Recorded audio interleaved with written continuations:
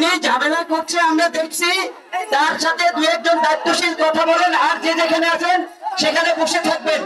জনতার অধিকার, আমাদের অঙ্গীকার, যুব সমাবেশ সফল হোক, সফল হোক। আমি আমাদের সকল নেতৃবৃন্দকে, আমাদের শুভাকাঙ্ক্ষী সমর্থক যারা আজকের এই সমাধানপূর্ণভাবে এই ময়দানে উপস্থিত থেকে ধৈর্যবান শৃঙ্খলার পরিচয় দেওয়ার অনুরোধ জানিয়ে ধৈর্য সহকারে প্রোগ্রাম সম্পন্ন করার অনুরোধ জানাবো। আজকে আপনারা এই মাথা থেকে ওই মাথা, খালি মানুষের মাথা আর কালো চুল দেখা যাচ্ছে। এই যে একটা বিশাল জনসমাবেশ আপনারা উপহার দিয়েছেন, আমি চ্যালেঞ্জ করে বলতে পারি নারায়ণগঞ্জে বিএনপি ব্যতীত অন্য কোন রাজনৈতিক দল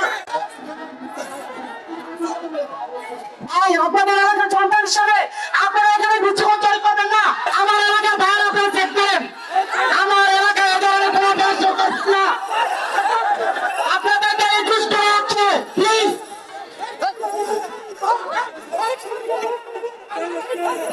আমার এলাকার ভাইদের আমি রিকোয়েস্ট করবো,